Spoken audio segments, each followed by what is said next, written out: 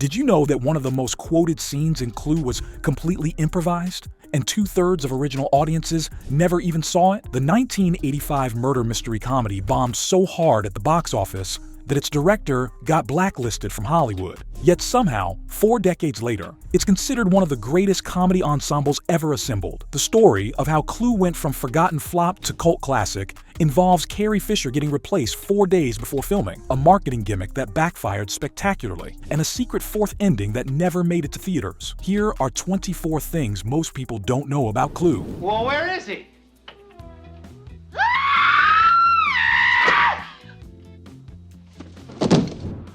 Number 24.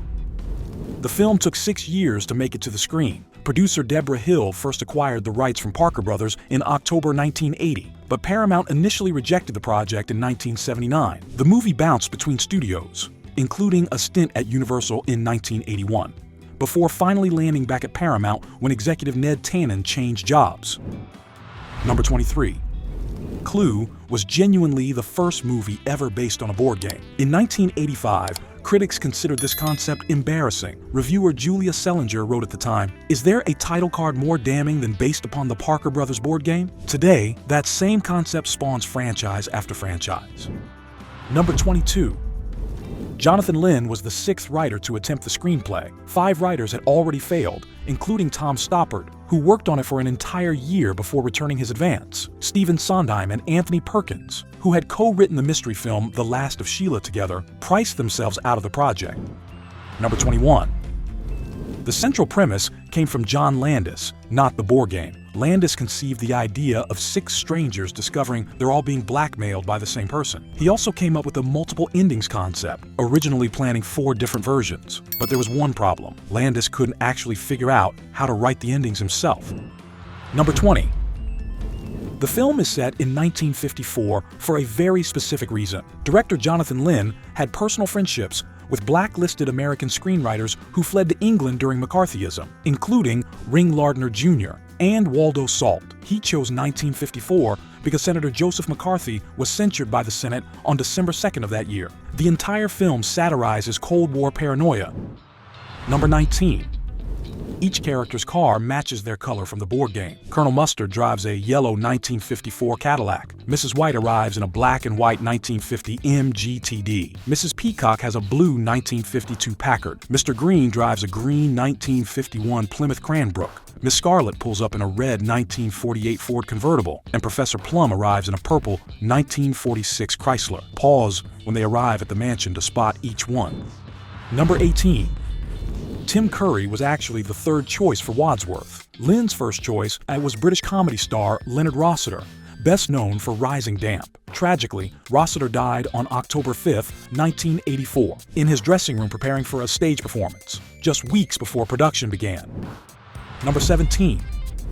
Rowan Atkinson was rejected for being too unknown. After Rossiter's death, Lynn sent a demo tape of Atkinson to Paramount. The studio turned him down, calling him not sufficiently well known in America. This was years before Mr. Bean made Atkinson a global star. Lynn and Tim Curry had actually been schoolmates since age 14, which likely helped secure that casting.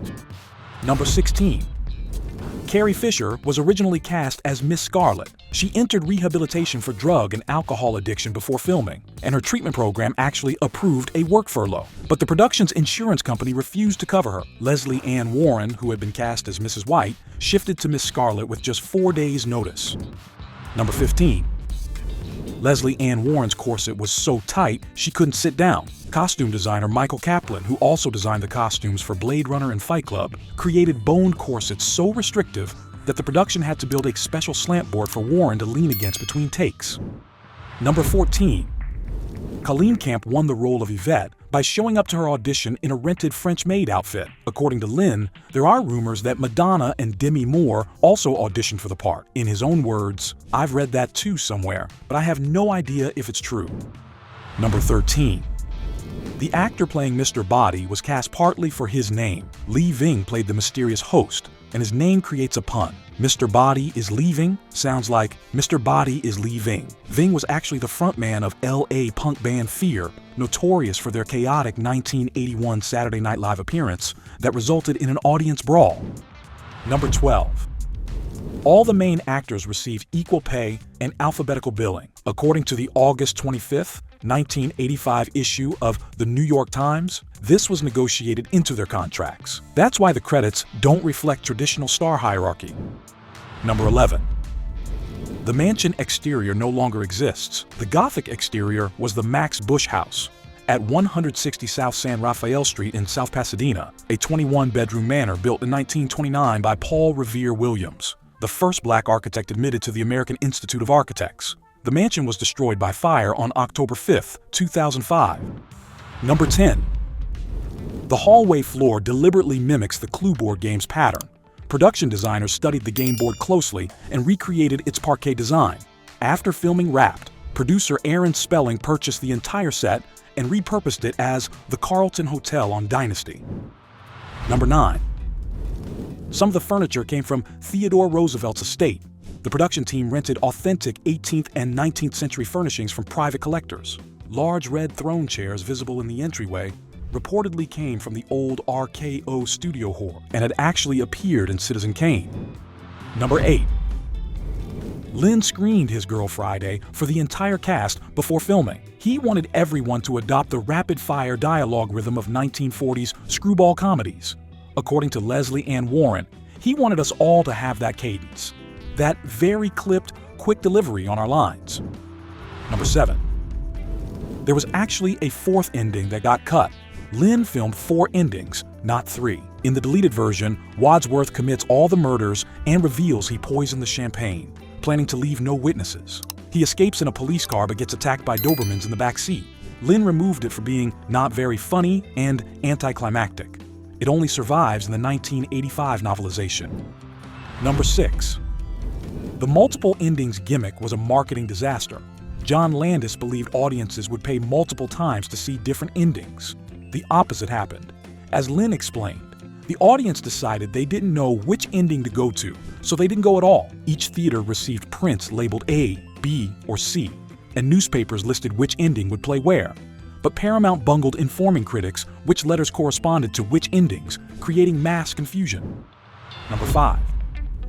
The film opened at number 6 and barely made its money back. Clue debuted on December 13, 1985, earning just over $2 million from over 1,000 theaters. Its total domestic gross reached about $14.5 million against a reported $15 million budget.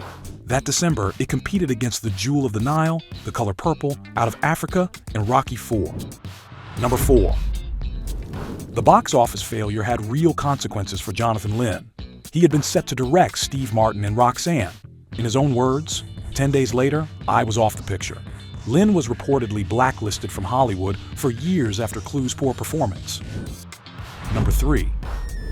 Roger Ebert suggested Paramount abandon the gimmick entirely. In his 2-star review, Ebert wrote that the studio should abandon the ridiculous multiple ending scheme and show all 3 endings at every theater. Gene Siskel agreed the film needed 3 different middles rather than 3 different endings. Number 2.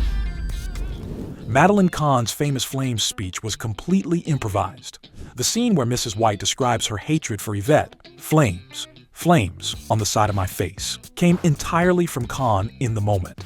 Mrs. White was only scripted to say she hated Yvette. Everything else was pure Madeline Kahn. Tim Curry recalled that Lynn was very uncertain about it, but it was very, very funny and hard not to laugh. The confused, shell-shocked reactions from the other actors visible in the final film are completely genuine. They had no idea what was happening. Martin Mull later explained Lynn's exception for Kahn. Telling her not to improvise was like telling Cicero not to speak. Number 1. 2/3 of the original audiences never saw the Flames speech. Here's the twist most fans don't realize. That iconic improvised moment only appears in ending C. Since theaters showed different endings, the majority of 1985 audiences left without ever seeing it. The scene only became universally known after the VHS release on August 20th, 1986, which presented all 3 endings together for the first time. For nearly 40 years since, generations have discovered Clue through home video and cable reruns, never knowing that theatrical audiences experience a completely fragmented version of what everyone considers a comedy classic today. If you love this episode, make sure to click here and watch more Crazy Facts videos like this one. So the most quoted moment from Clue was improvised on the spot, and most people who saw it in theaters missed it entirely. That might be the perfect summary of this film's strange journey from box office bomb to beloved classic. What surprised you most, the Carrie Fisher replacement or the fact that Rowan Atkinson almost played Wadsworth? Drop your answer in the comments. And if you want more behind-the-scenes stories from classic films, hit subscribe and turn on notifications. See you in our next video.